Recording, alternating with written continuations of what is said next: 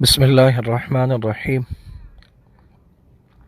اللہ رب العزت قرآن کریم میں سورۃ النور کی 19ویں آیت میں فرماتے ہیں، ان الذین یحبون ان تشیع الفاحشۃ فی الذین آمنوا لہم عذاب علیم فی الدنیا والآخرہ واللہ یعلم وانتم لا تعلمون۔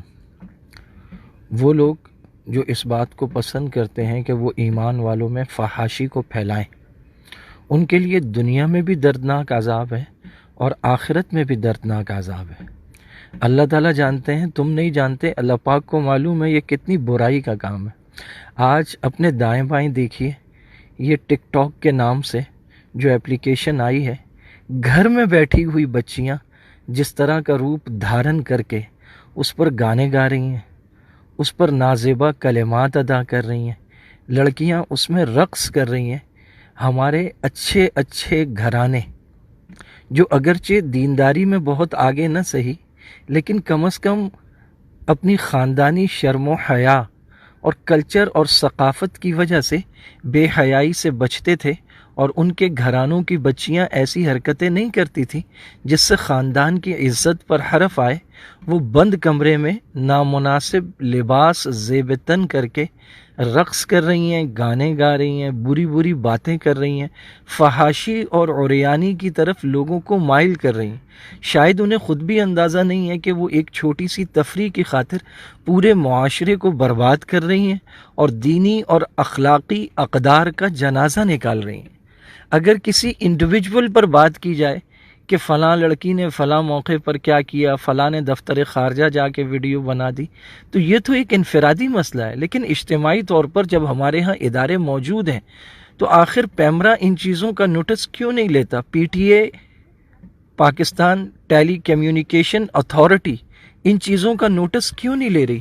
یہ کیوں نہیں دیکھا جا رہا کہ یہ اپلیکیشن ہماری اخلاقی اقدار کا جنازہ نکال رہی ہے؟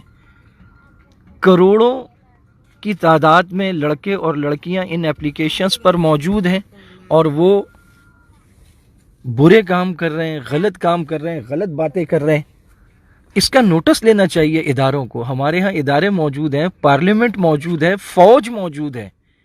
یہاں ٹی وی پر بیٹھ کر اینکر وہ لوگوں کو آپس میں لڑا دیتے ہیں، لوگ آپس میں ایک دوسرے کو گالیاں دے رہے ہیں، تانے دے رہے ہیں، ایک دوسرے کو چیزیں اٹھا کے مار دیتے ہیں۔ دھیرے دھیرے پورا معاشرہ ہیجان کا شکار ہو گیا ہے، ایک اضطراب معاشرے میں پھیلا ہوا ہے۔ اس پروگرام کو زیادہ دیکھا جاتا ہے جس میں لڑائی جھگڑے اور پھڈے ہوتے ہیں، اس کے چھوٹے چھوٹے کلپ بنا کے اگلے دن سوشل میڈیا پر نکال دیے جاتے ہیں۔ وہ فحاشی والی اپلیکیشنز ہوں یا معاشرے کو لڑانے بھڑانے والے پروگرام ہوں، کون اٹھے گا، کون دیکھے گا؟ ان باتوں کی فکر کون کرے گا؟ جماعتیں آخر اس معاملے کو لے کر عدالت کیوں نہیں جاتی؟ جو سنجیدہ لوگ ہیں وہ فوج کے افسران سے بات کیوں نہیں کرتے؟ پورا معاشرہ بگڑ رہا ہے، انفرادی طور پہ لوگ بگڑ رہے ہیں، اجتماعی طور پہ بگڑ رہے ہیں، نچلے درجے کے لوگ بگڑ رہے ہیں اور اونچی قیادت بگڑ رہی ہے۔ من حیث القوم ہمارا بیڑا غرق ہو رہا ہے، کون اس کی فکر کرے گا؟ دیندار لوگ، اللہ والے لوگ، وہ تو رونا دھونا کر ہی رہے ہیں، لیکن آخر معاشرے میں بھی تو اچھے لوگ تھے جو اگرچہ علماء نہیں تھے، جو اگرچہ پوری زندگی میں دین کو لینے والے نہیں تھے، لیکن شرم و حیا والے تو تھے۔ وہ سارے کے سارے لوگ کہاں چلے گئے؟ آخر کون اس پر روئے گا، کون اس کی فکر کرے گا؟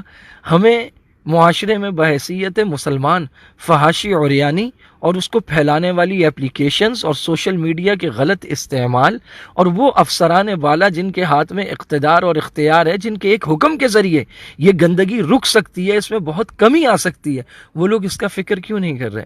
جتنے حضرات اسے سن رہے ہیں، جہاں جہاں اللہ پاک انہیں توفیق دے وہ اس کے خلاف آواز اٹھائیں۔ یہ ہم سب کا اجتماعی فریضہ ہے۔ اگر ایک گناہ ہو رہا ہے تو سب سے پہلا کام تو اس کو ہاتھ سے روکنا ہے نا۔ اگر ہاتھ سے نہیں روک سکتے تو زبان سے اس کی جتنی مذمت کر سکتے ہیں، اس کے خلاف جتنا کام کر سکتے ہیں، وہ ہمارا فرض ہے۔ اگر وہ بھی نہ کر سکیں تو کم از کم ہم اسے برا تو سمجھیں، ہمارے تو اپنے فون اس سے بھرے پڑے، ہم تو خود اس کے اسٹیٹس لگا رہے ہیں، ہم تو خود اس سے مزے لے رہے ہیں، بجائے اس کے کہ برائی کو روکتے ہم اس برائی کا حصہ بن گئے۔ کون اس پر روئے گا میرے بھائیوں؟ جب عذاب آتا ہے نا، پھر پکڑ سب کی ہو جاتی ہے۔ اونٹنی کو مارنے والے حضرت صالح علیہ السلام کی قوم میں وہ 4-6 لوگ تھے، لیکن عذاب آیا تو سارے پکڑے گئے، کیونکہ باقی سارے خاموش تماشائی تھے. اللہ کے لیے خاموش تماشائی نہ بنے، اس میں اپنا کردار ادا کریں.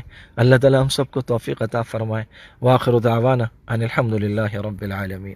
درس قرآن